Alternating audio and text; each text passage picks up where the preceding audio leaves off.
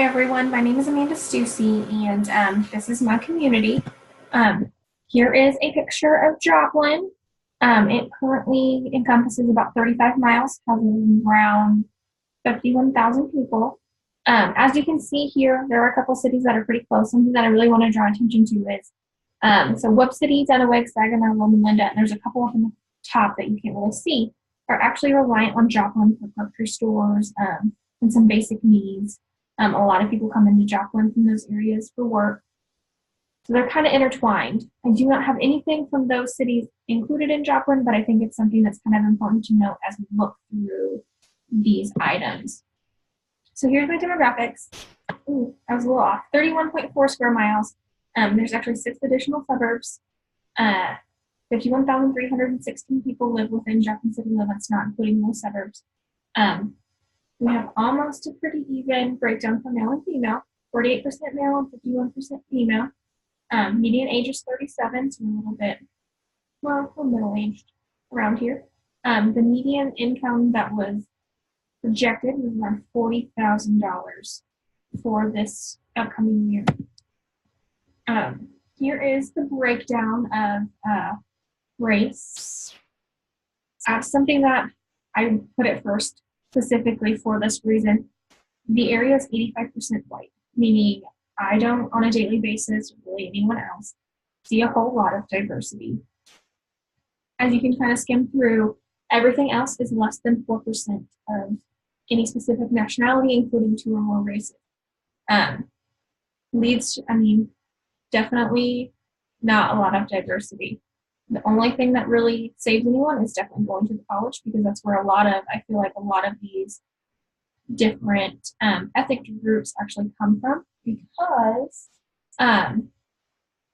we have a strong exchange program in which they come from various different countries. I've had people from China, Japan, Saudi Arabia, India, so several different countries that come into Joplin of all places. Here are some of my quality of life statistics. Right now we're sitting at 89, almost 90% graduating from high school, 25% with a bachelor's, and then 8.8 with any sort of graduate program.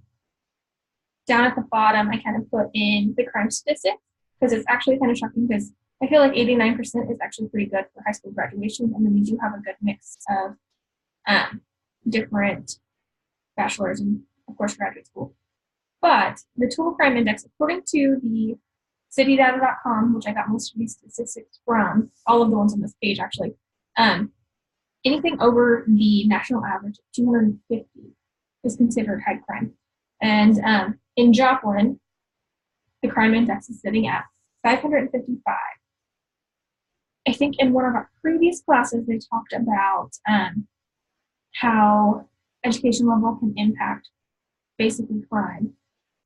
So I think it's just kind of interesting to look at these side by side and see that high school graduation is pretty good, but the crime is still pretty high. On something that I think also contributes to the crime level, right now we have 23.3% below poverty. And then the 50% mark, we have 8.4%.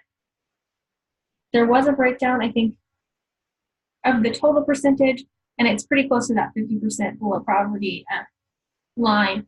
We have a lot of people that come here to retire, so I feel like some of that has to do with that, but that is a pretty low poverty line. According to our FAFSA, there's actually a grant for any impoverished areas if you work there for 10 years, and Joplin pops up on that list. The other thing that I think is important to mention, this isn't really related to any of that, religion is a big deal here. We are in the Bible Belt. According to this, 42% said none, but I don't feel like that is correct. I feel like maybe they didn't poll correctly, but we have a decent breakdown of mostly Christian. Once again, 85% of it is white, so there's not going to be a lot of diversity in religion either. So as you can see here, 42% are the evangelical Protestant, and then it kind of breaks down from there. Currently, with our manufacturing and retail, they're the top ones. Healthcare and social assistance is coming in at a close third. So that, of course, means that this is a high manufacturing place. There's numerous plants for, I mean, if you buy Great Value cheese, there's a cheese plant in Joplin, well, pretty close to Joplin, that does that.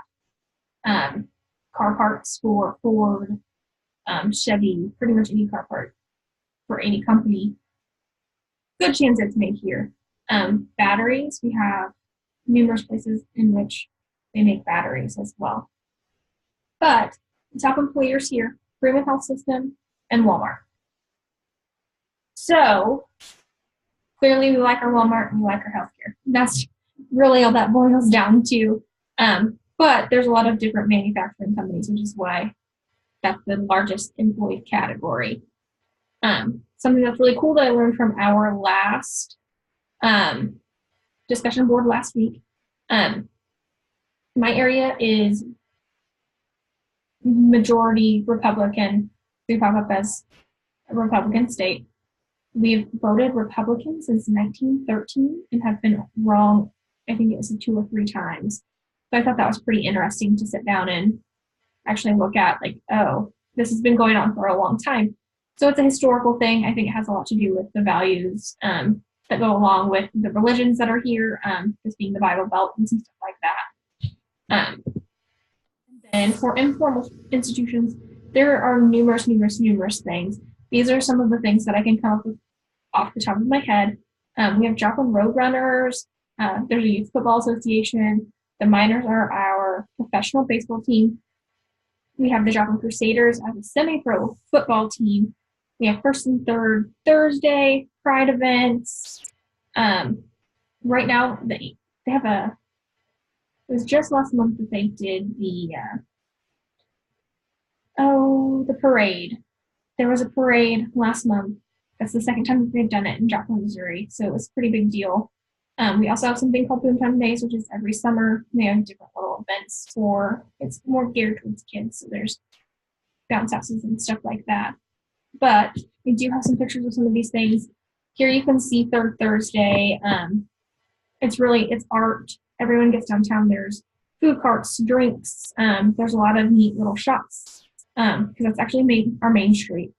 I actually used to live above the 420 South Main, right upstairs. So that was pretty neat. I got to see some cool stuff just even peering out my window.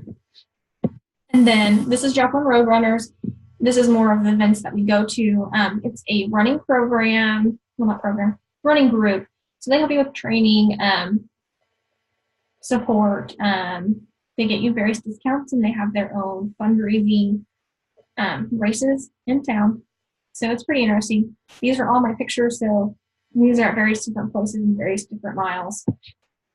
And so last little bit for us, this is the good community assessment part. So the things that I kind of touched on, there's not a lot of diversity. There's a high crime rate. There's, not a lot going on that way. But the goods and services, there's tons of places to work. There are tons of houses to live in. You just have to want it. I think the housing part gets a little bit difficult because the median rent right now is $730. And I feel like that's pretty high considering our median income is around $40,000. We've got tons of people that make a lot less than $40,000, but that kind of gives you an idea how much rent is. So for our folks that are on disability and different things like that, there's not a lot of options. They have to get some sort of assistance or they're homeless. So we do have somewhat of a decent sized homeless community, but it is on the downtrend at this point because after the tornado, I believe, or maybe it was there before, there is a Housing Connect program that helps homeless individuals get assistance with housing and get basically back on their feet. So I feel like they've made a lot of strides with that. The relationship piece with the community, after the Joplin tornado in 2011, I feel like that kind of changed. All those informal institutions, the Roadrunners, the various different things with Third and First Thursday, a lot of those came in after the tornado. So it's just kind of interesting to get to see the changes that are being made. But some things to keep in mind. There's not a huge LGBT community. That, according to the census, there's less than 1% here. So I feel like some of those people are going to not have maybe their place in even some of the events that bring our people together. There's not a lot of diversity of any kind, which I feel like could make some people feel out of place. And I mean, realistically, it's pretty predictable here. Day by day, nothing really changes. So, I mean, I feel like there's some really lacking pieces with diversity, and that's one of the major issues. And then income stability and housing for people, just because if I was living on my own, I wouldn't be able to afford living at a place that was $730 a month. And I did not realize it was that high because I've always managed to have 2 or 3 people that I lived with. So just interesting to finally get to see some of this stuff. And I guess I will look forward to hearing from all of you about your communities as well. Thanks. Bye. Actually, here are my references as well. But I will see y'all later.